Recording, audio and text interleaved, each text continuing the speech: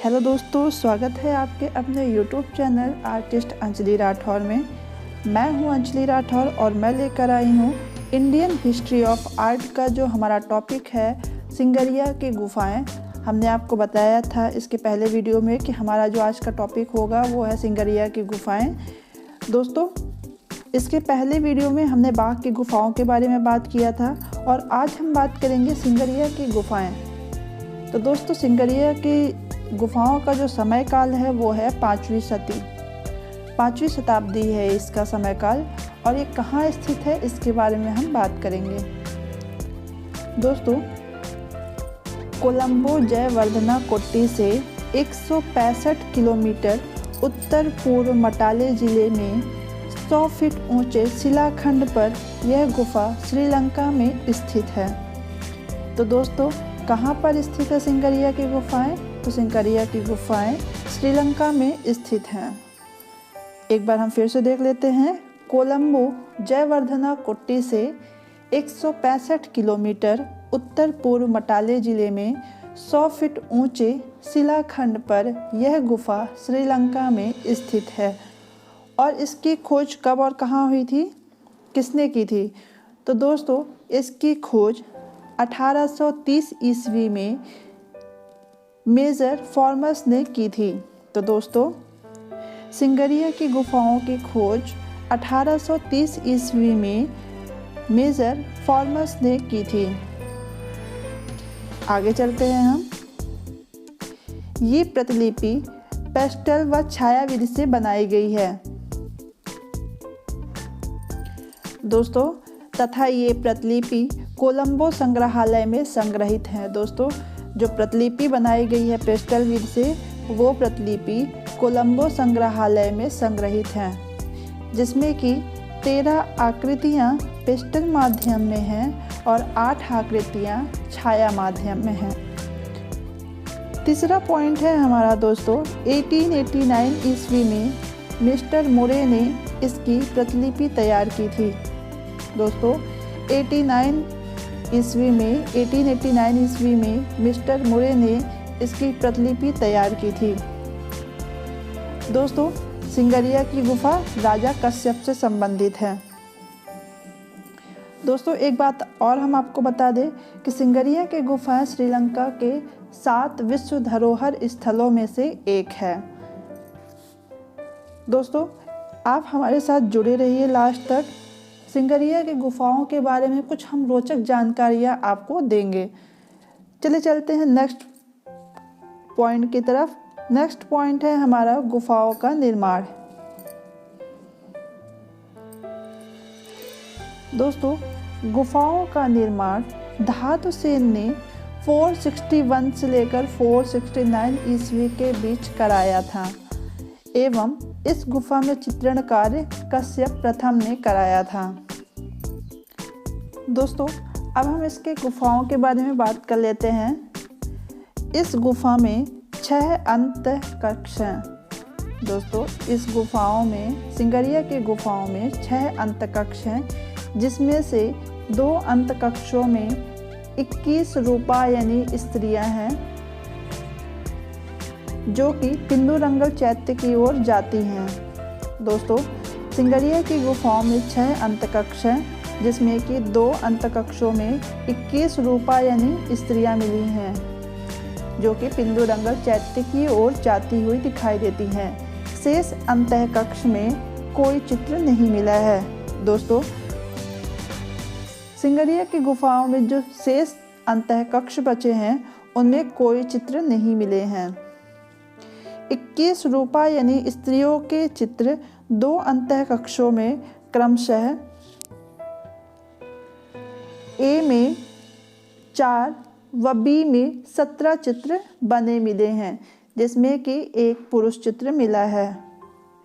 तीसरा पॉइंट है हमारा, 21 रूपा यानी स्त्रियों को और कुलीन महिलाएं, मेघ कन्याएं व अप्सराओं के नाम से जाना जाता है। ये सभी गुफाएं बौद्ध धर्म से संबंधित हैं। दोस्तों, सिंगरिया की गुफाएं जो हैं बौद्ध धर्म से संबंधित हैं। आगे चलते हैं। दोस्तों अब हम बात करते हैं कुछ महत्वपूर्ण तथ्यों के बारे में, जिसमें कि पहला पॉइंट है श्रीलंका का प्राचीन नाम। तो दोस्तों श्रीलंका का प्राचीन नाम है सिंघल, ताम्रपर्णी, अमरदीप, आम्रदीप।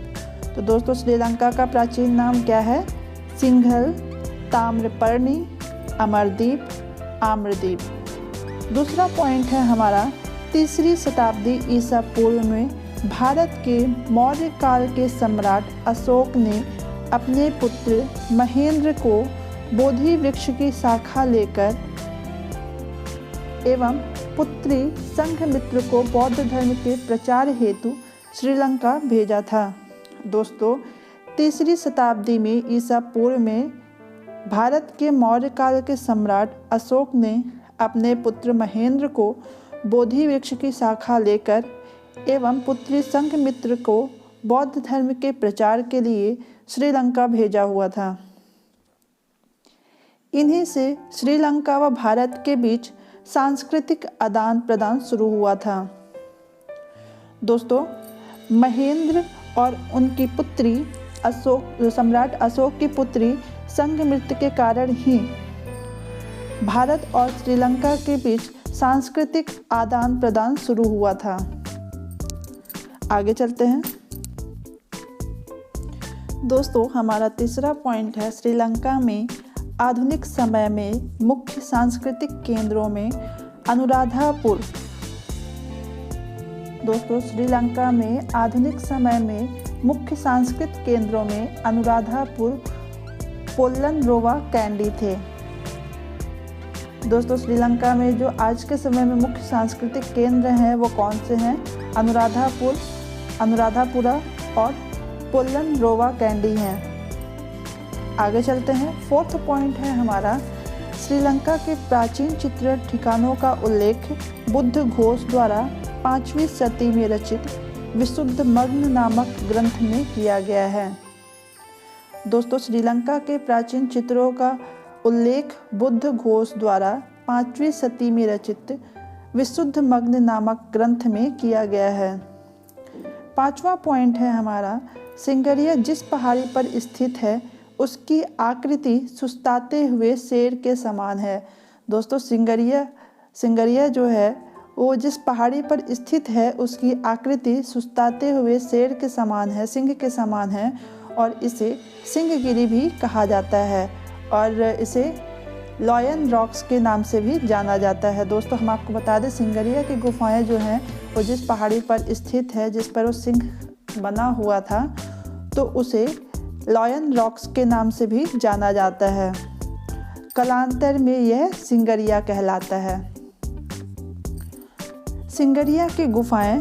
दोस्तों 6वां पॉइंट है हमारा सिंगरिया की गुफाएं अजंता की गुफा संख्या 16-17 के समकालीन निर्मित व चित्रित हुई हैं। 7वां पॉइंट है हमारा सिंगरिया की सभी प्रतिलिपियां कोलंबो संग्रहालय में संग्रहित हैं। दोस्तों सिंगरिया की गुफाओं में जो चित्र चित्रित हैं उनकी विशेषताओं के बारे में हम बात करेंगे। पहला जो पॉइंट है वहाँ पर जो पहली विशेषता है सिंगरिया में गीली भित्ति पर चित्रण किए गए हैं। दोस्तों सिंगरिया की गुफाओं में गीली भित्ति पर चित्रण किए गए हैं। यहाँ पर नीले रंगों का प्रयोग नहीं हुआ है। दोस्तों सिंगरिया की गुफाओं में नीले रंगों का प्रयोग नहीं हुआ है, सिर्फ लाल, काला, पीला व हरे रंग का प्रयोग हुआ है। दोस्तों सिंगरिया की गुफाओं में लाल, काला, पीला व हरे रंग का प्रयोग हुआ है। चित्रों की आकृतियों में आंखें अलग अलग रंगों की हैं। दोस्तों सिंगरिया की गुफाओं में चित्रों की आकृतियों में अलग अलग रंगों में बनाई गई हैं। चित्रों की जो आकृति है उसे अलग अलग रंगों में बनाया गया है, जो कि यहाँ की प्रमुख पहचान है।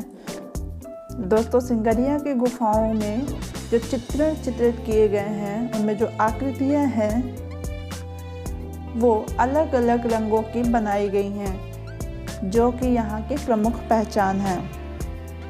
चौथा पॉइंट है हमारा, पहले कक्ष की आकृतियाँ अधिक लंबी तथा दूसरे कक्ष की आकृतियाँ कम लंबी बनाई गई हैं। पांचवा पॉइंट है हमारा, ई.बी. हैवेल ने सिंगरिया के चित्रकारों को सौंदर्य बोध की दृष्टि से और दक्षता की प्रशंसा की है। दोस्तों, ई.बी. हैवेल ने सिंगरिया के चित्रकारों को सौंदर्य बोध की दृष्टि से और दक्षता की प्रशंसा की है और इन्होंने इसकी तुलना पश्चात चित्रकार बोत्तिचिल्ली से की है।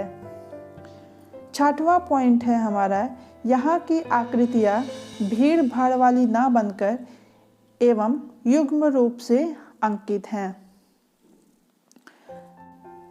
दोस्तों, तो जैसे हमने आपको अब बताया था कि सिंगरिया की गुफाओं के बारे में हम आपको कुछ रोचक जानकारियाँ देंगे। तो दोस्तों, वर्तमान में कई इतिहासकार, पुरातत्ववेत्ता यह साक्ष्य जुटाने में सफल हुए हैं कि सिंगरिया ही वह स्थान है जहाँ पर रावण रहा करता था। वैसे तो रावण का साम्राज्य मध्य श्रीलंका में बदुल्ला, अनुराधापुर, केंडी, पोलोन्नुरुआ और नुवरा एलिया तक फैला हुआ था, मगर रावण खुद सिंगरिया में रहता था। दोस्तों, कहते हैं कि लंका में बसे सोने के महल को रावण ने नहीं बल्कि शंकर ने पार्वती के लिए बनवाया था। जी हाँ दोस्तों, ऐसा कहा जाता है कि लंका में बसे सोने के महल को रावण ने नहीं बल्कि शंकर भगवान ने पार्वती के लिए बनवाया था। पार्वती की विशेष चाहत को पूरा करने के लिए शिव ने लंका के शिखर पर एक सुंदर सोने के महल को बनवाया था, उसका निर्माण करवाया था। अब जब महल का निर्माण कराया है तो उसका गृह प्रवेश भी होना था। तो गृह प्रवेश करने के लिए उन्होंने, और वो पंडित था रावण के पिता, भगवान शंकर उनकी भक्ति से प्रसन्न हुए थे और वरदान मांगने को बोला उन्होंने।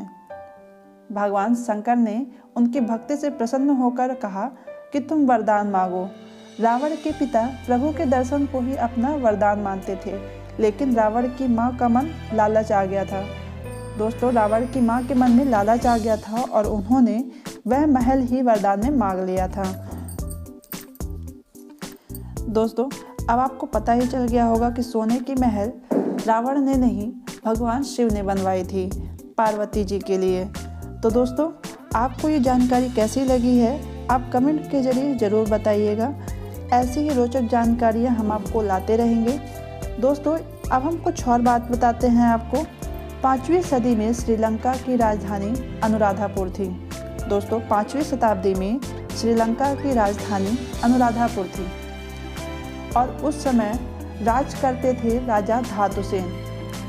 राजा धातुसेन का शासन था उस समय पर। उन्हीं के पुत्र थे राजकुमार कश्यप। उनके पुत्र कौन थे? राजकुमार कश्यप। तो दोस्तों, राजकुमार कश्यप को जब पता लगा कि पिता धातुसेन उन्हें नहीं बल्कि उनके सौतेले भाई मोग्गालाना को राजा बना देंगे, तब कश्यप ने अपने पिता का ही वध कर दिया था और उन्होंने नई राजधानी सिंगरिया बना दी। कश्यप ने अपने जिस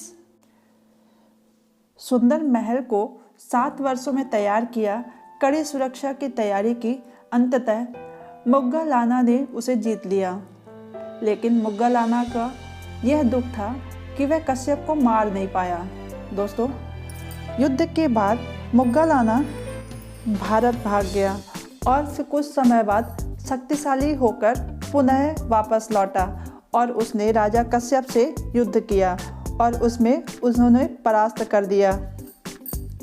मोग्गालाना ने उसे जीत लिया, लेकिन मोग्गालाना को यह दुख था कि वह कश्यप को मार नहीं पाया, क्योंकि कश्यप ने आत्मसम्मान की रक्षा करते हुए शत्रु के हाथों मरने की जगह आत्महत्या का चुनाव किया था। मोग्गालाना के बाद सिंगरिया को बौद्ध मत के एक मठ के रूप में प्रयुक्त किया गया। दोस्तों, एक बात और हम आपको बताना चाहेंगे। कहते हैं कि पहले रावण के महल में प्रवेश करने के लिए शेर के मुंह से होकर गुजरना पड़ता है। सिंगरिया के मुख्य पहाड़ पर चढ़ने से पहले बने सिंह के पैर जो पहाड़ के पत्थर के बने हैं। दोस्तों ये पहाड़ पहले सुस्ताते हुए सिंह के रूप में था, जो कि धीरे धीरे खंडहर के रूप में हो गया है। इसका ऊपरी ढांचा विकृत हो चुका है। इसके पैर ही बस बचे हुए हैं, जो कि अभी भी दिखाई पड़ते हैं। तो दोस्तों आप हमें कमेंट के माध्यम से ज़रूर बताइएगा कि आपको ये जानकारी कैसी लगी, और अगर आपके पास कोई और जानकारी है तो आप हमें ज़रूर बताइएगा। Thank you so much. Next video में हम जल्द ही मिलेंगे।